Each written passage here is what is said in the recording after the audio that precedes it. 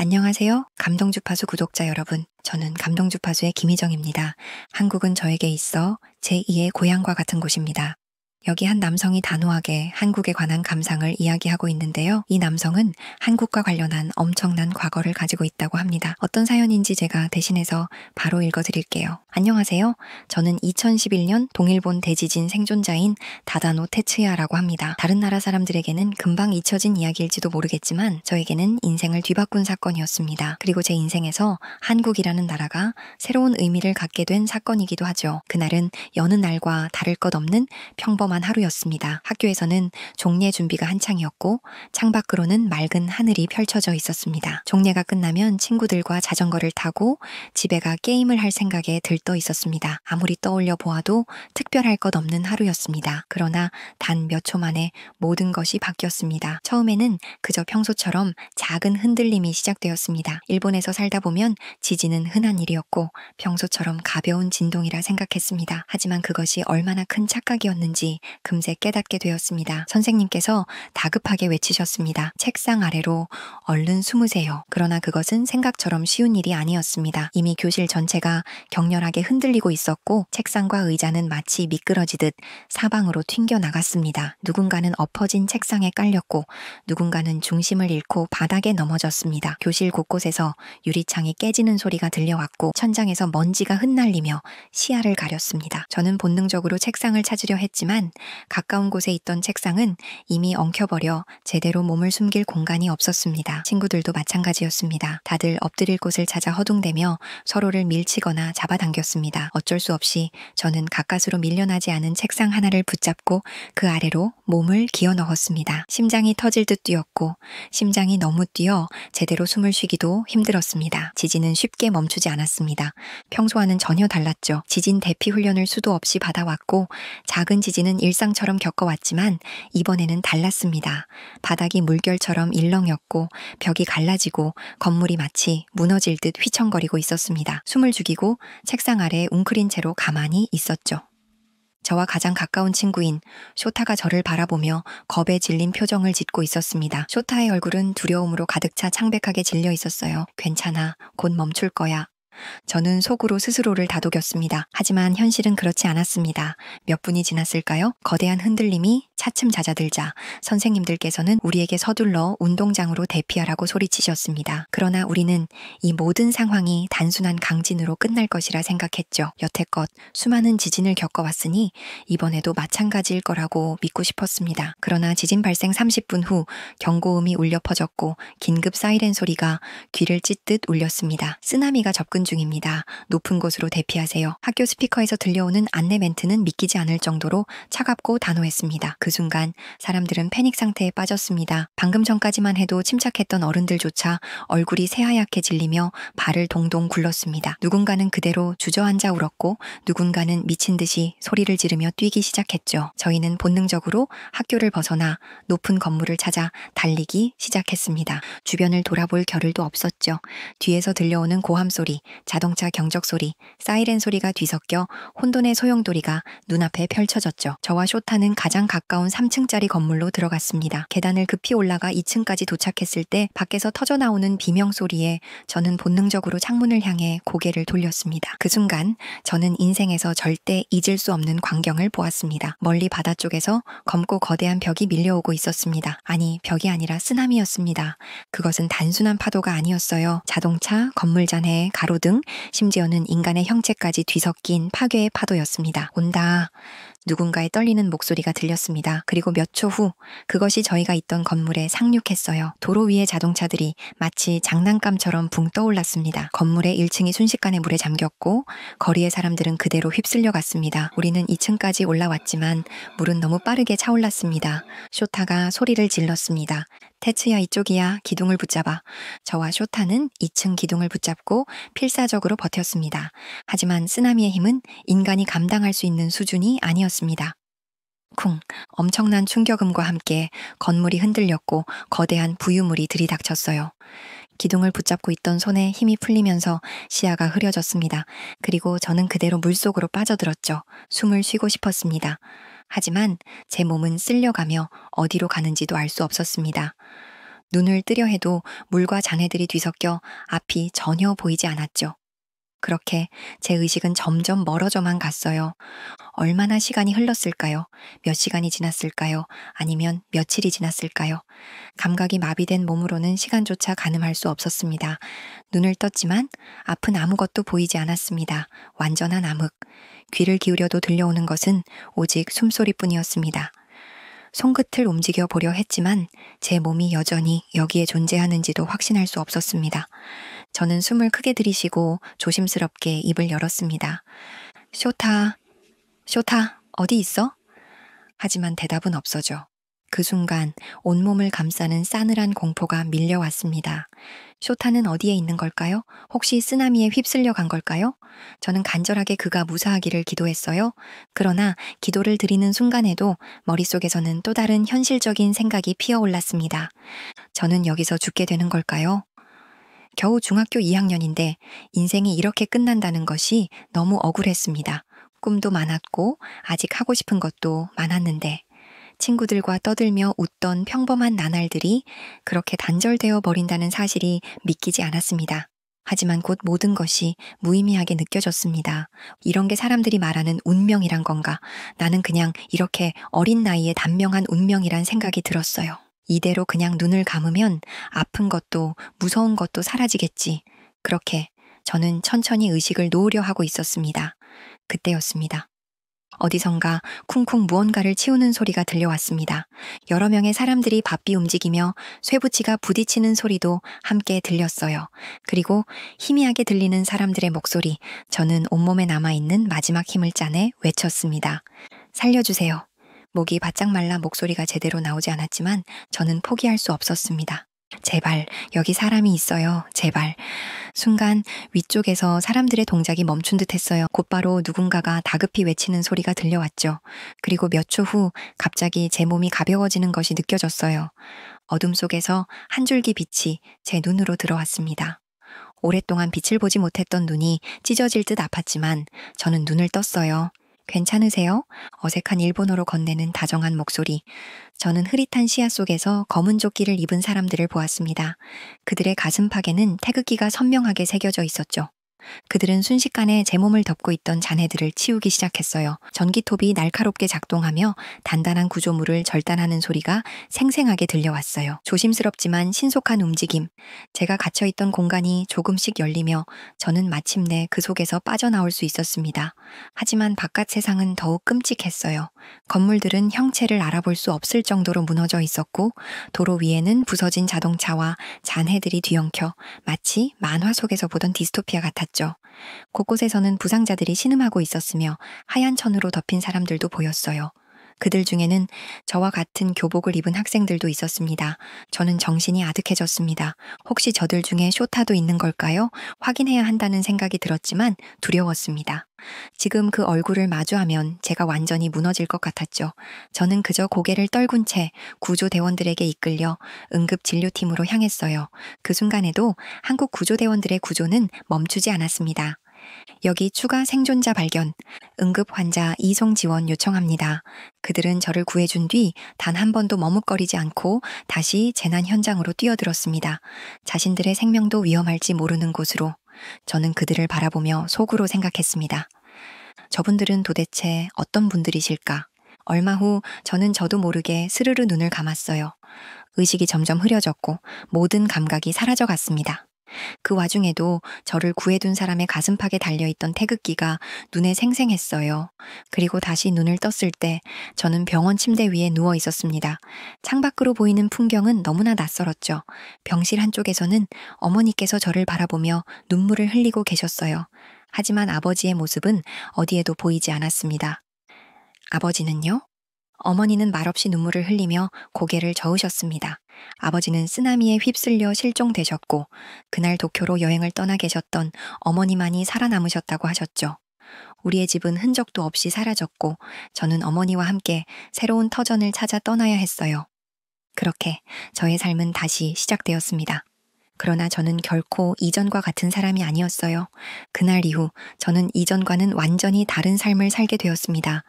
2010 동일본 대지진이 저희 도시를 덮친 그날, 저는 가장 친한 친구였던 쇼타를 잃었고 저를 지도해 주셨던 담임 선생님도 떠나셨습니다. 그리고 아버지 역시 돌아오지 못하셨습니다.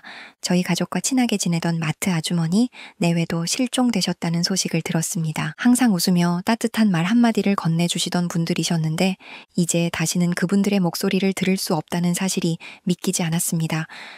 쓰나미는 모든 것을 삼켜버렸습니다. 저희 집도, 제가 다니던 학교도, 어린 시절의 추억도, 그리고 사랑하는 사람들도. 처음에는 모든 것이 무너진 것 같았죠. 이렇게 살아서 무슨 의미가 있을까? 가끔은 그런 생각이 들었습니다. 열심히 살아본들, 결국 또 한순간에 모든 것을 잃을지도 모른다는 불안감이 제 마음을 짓눌러 왔어요. 아무리 노력해도 자연재해 앞에서는 인간이란 얼마나 무력한 존재인가요? 그렇게 하루하루 의미 없이 시간을 흘려보냈죠. 전학간 학교에서는 다른 지역에서 이사온 저와 어울려주는 친구들이 없어 마음 둘 곳도 없었어요.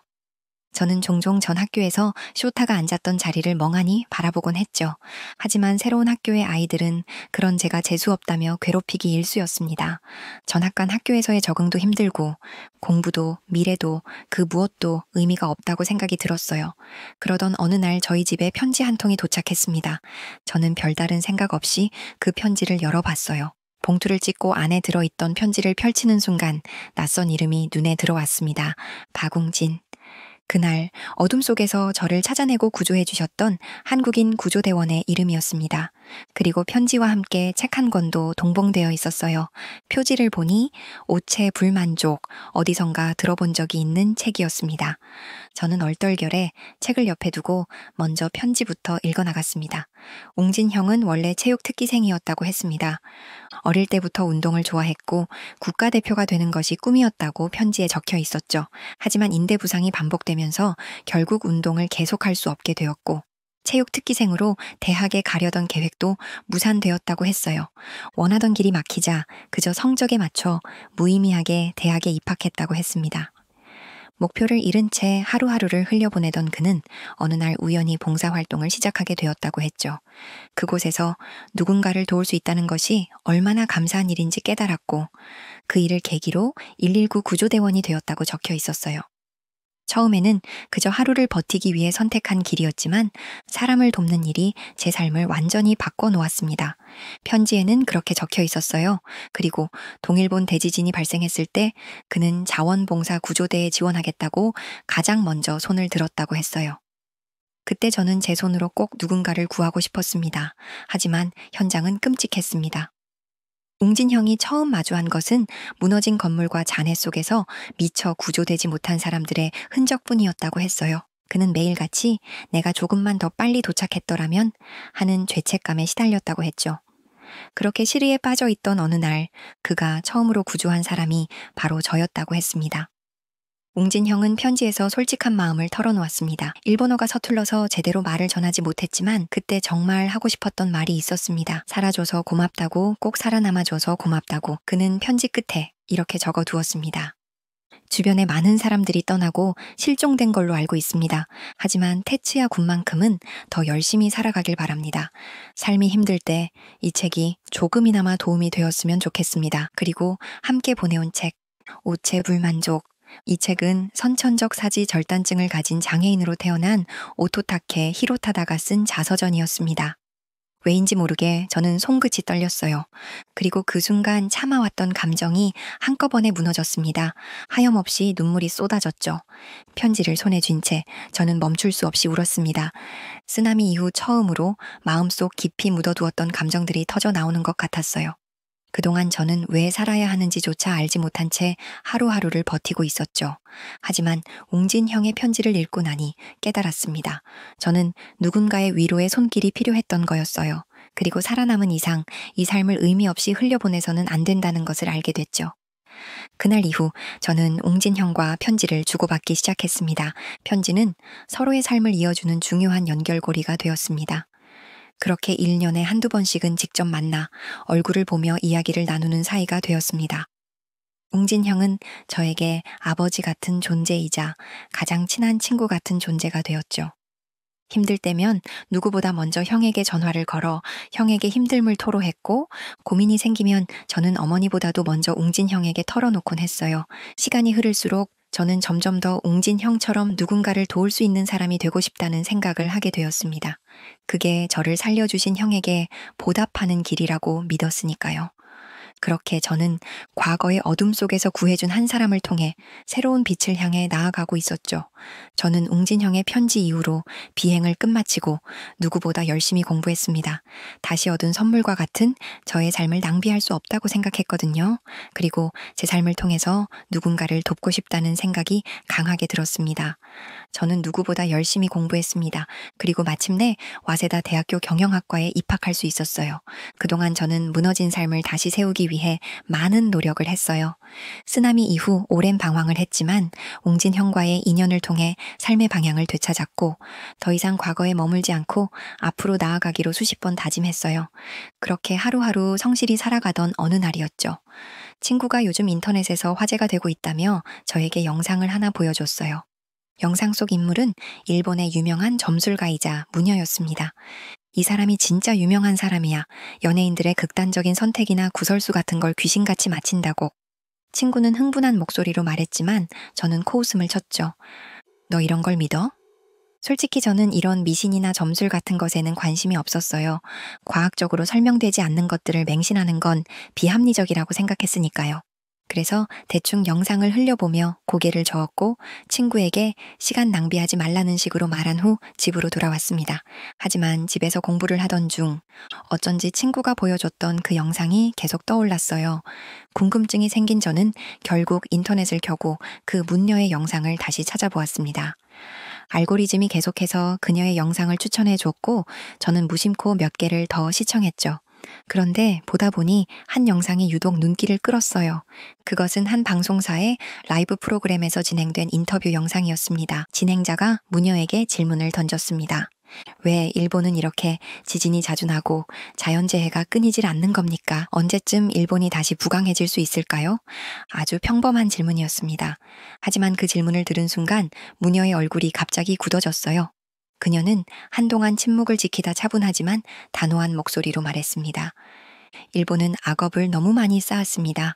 과거의 잘못을 반성하고 사죄하지 않는 한 앞으로도 이러한 재앙은 계속될 것입니다. 순간 스튜디오에 어색한 침묵이 흘렀습니다. 진행자는 예상치 못한 답변에 당황한 듯 보였고 잠시 말을 잇지 못하다가 어색한 웃음을 지으며 물었습니다. 그럼 일본이 쌓았다는 그 악업이 대체 뭔가요? 카메라는 무녀를 비추고 있었고 그녀는 깊은 한숨을 쉬며 입술을 질끈 깨물었습니다. 그리고는 마치 말을 꺼내는 것조차 두려운 듯 나지막한 목소리로 3가지 단어를 뱉었습니다. 관동대학살, 731 부대, 난징대학살. 그 순간 스튜디오는 얼어붙었어요. 방송국의 PD가 다급하게 손을 흔들며 스태프들과 소통하는 모습이 보였습니다. 진행자의 표정도 급격히 굳어졌죠. 네. 오늘 인터뷰는 여기까지 하겠습니다. 무녀님, 귀한 말씀 감사합니다. 다음에 또 좋은 말씀 들을 기회가 있으면 좋겠네요. 그는 급하게 말을 마무리 지으려 했고 카메라는 서둘러 화면을 전환했어요. 그러나 무녀의 마지막 한마디는 마이크를 통해 선명하게 들려왔습니다. 과거를 외면하는 나라는 미래를 맞이할 자격이 없습니다. 영상이 끝나고도 저는 한동안 멍하니 화면을 바라보았습니다. 관동대학살, 731부대, 난징대학살, 처음 듣는 단어들이었습니다. 저는 일본에서 태어나고 자랐지만 이러한 역사에 대해 한 번도 배운 적이 없었어요. 뉴스나 신문에서도 들어본 적 없는 단어들이었고 학교에서도 단 한 번도 언급된 적이 없었습니다. 그렇다면 이게 정말 사실일까? 아니면 단순한 미신에 불과한 이야기일까? 저는 곧바로 컴퓨터를 켜고 구글 검색창에 방금 들은 단어들을 하나씩 입력해 보았죠. 관동대학살, 731부대, 난징대학살. 검색 결과를 본 순간 저는 믿을 수 없다는 듯 화면을 바라보았습니다. 머릿속이 하얘졌어요. 이건 대체 뭐지?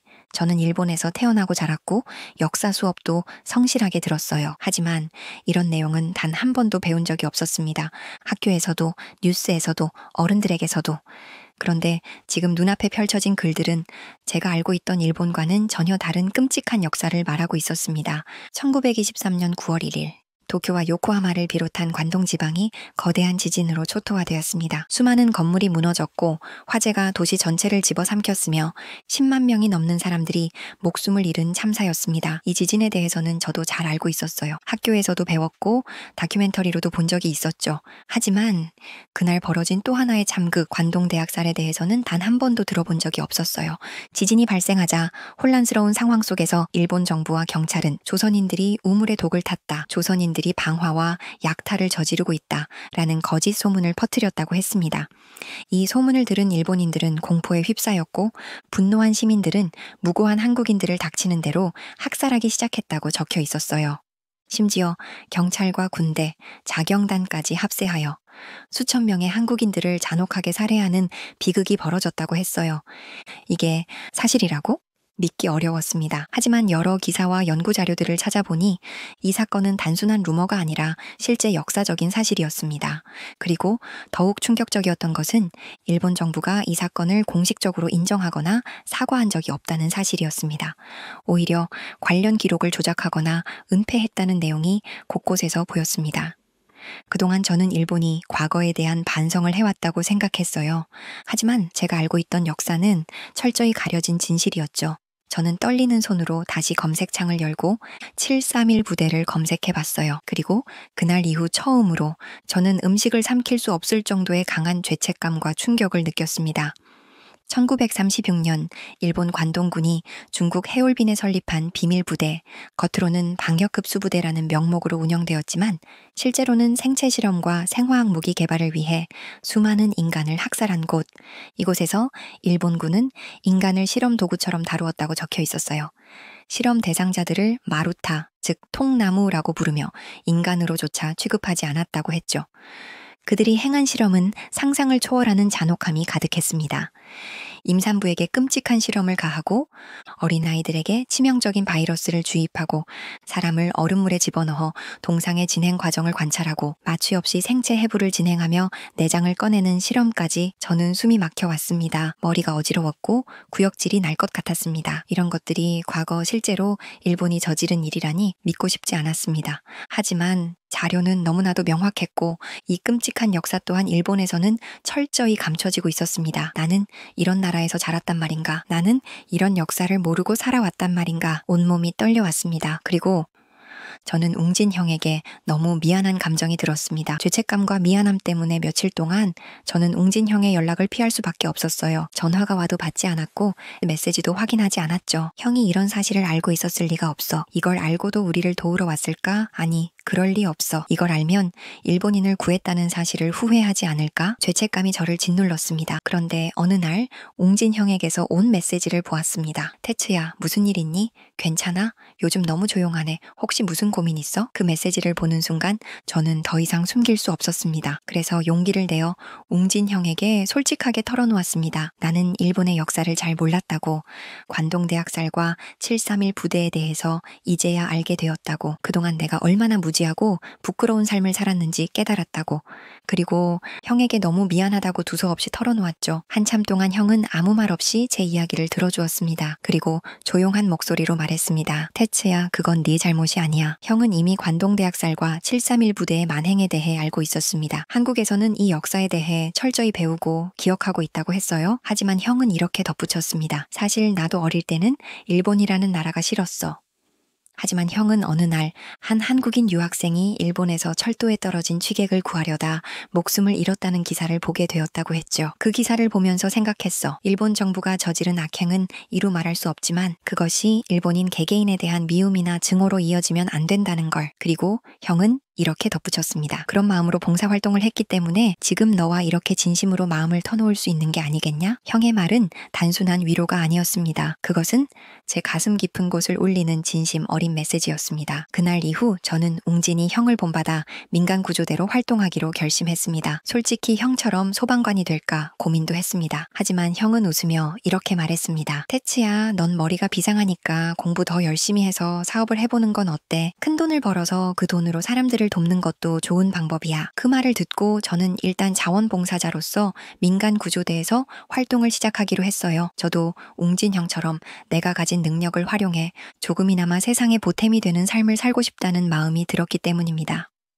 2024년 8월 태풍 샨샨이 일본을 강타했습니다. 일본 전역이 긴장 속에 휩싸였고 그 중에서도 규슈 지방이 가장 심각한 피해를 입었어요. 뉴스에서는 기록적인 폭우와 강풍, 연이은 정전 사태, 그리고 역대급 피해 예상이라는 자극적인 헤드라인이 쏟아졌어요.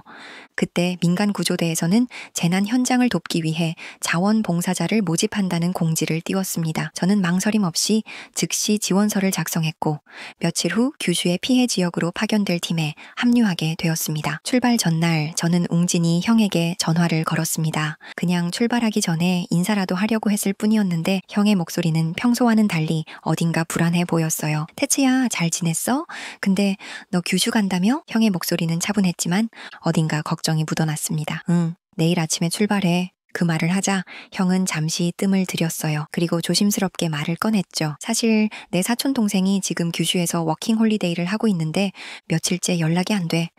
저는 순간 가슴이 철렁했어요. 한국인 실종자는 아직 보고되지 않았다고 들었는데 설마 형의 사촌 동생도 태풍 피해를 입은 걸까? 라는 생각이 가장 먼저 들었어요. 혹시 사고 소식은 없었어? 뉴스에도 아직 한국인 피해자는 안 나왔다고 하던데 형은 길게 한숨을 내쉬었어요. 그래서 더 걱정돼. 연락이 안 된다는 게 더 불안하잖아. 평소에 연락 잘 하던 애였는데 갑자기 며칠째 연락이 끊겼어. 형이 불안해하는 이유를 알 것 같았죠. 자연재해가 터진 상황에서 연락이 끊겼다는 것은 그 사람이 심각한 상황에 놓여 있을 가능성이 크다는 의미였습니다. 걱정하지 마, 형. 내가 규슈 가면 혹시라도 한국인 실종자 명단이 있는지 확인해 볼게. 그리고 피해 지역에서 한국인들을 만나면 꼭 형, 사촌 동생에 대해 물어볼게. 형은 잠시 침묵하더니 작은 웃음과 함께 대답했습니다. 고맙다, 태츠야. 근데 너도 조심해야 해. 구조 활동도 좋지만 네 몸부터 잘 챙겨. 저는 그렇게 재난 현장으로 향했습니다. 규슈 지방은 태풍 샨샨의 직격탄을 맞고 도시 전체가 쑥대밭이 된 상태였습니다. 제가 배치된 곳은 심각하게 부서진 다가구 주택 단지였죠. 제 임무는 건물 내부를 탐색하며 생존자를 찾는 것이었습니다. 이미 구조된 사람들도 많았지만 무너진 건물 안에는 아직 구조되지 못한 사람들이 남아있을 가능성이 높았습니다. 건물 내부는 끔찍한 상황이었죠. 벽이 무너지고 가구들이 엉망으로 널브러져 있었습니다. 온통 먼지투성이에 발 디딜 틈도 없을 정도로 잔해들이 쌓여 있었죠. 동료들과 함께 건물이 더 무너지지 않도록 조심하며 한 방 한 방 탐색을 이어갔어요. 그런데 그때 어디선가 희미한 신음소리가 들려왔습니다. 순간 귀를 기울여 보니 확실히 사람이 내는 소리가 들려왔어요. 저는 소리가 나는 방향으로 몸을 돌렸고 그곳에서 한 여성과 2명의 아이를 발견했습니다. 아이들은 초등학교 고학년쯤 되어 보이는 남자아이와 그보다 어린 유치원생 정도로 보이는 여자아이였어요. 다행히 2아이는 의식이 있었습니다. 하지만 여성은 정신을 잃고 쓰러져 있었어요. 그때 남자아이가 다급한 목소리로 외쳤습니다. 누나를 먼저 구해주세요. 누나는 우리를 구하려다가 다쳤어요. 제발. 어린 남자아이는 자신의 손으로 여성을 가리키며 울먹이는 얼굴로 애타게 부탁했습니다. 순간 저는 숨이 턱 막혔습니다.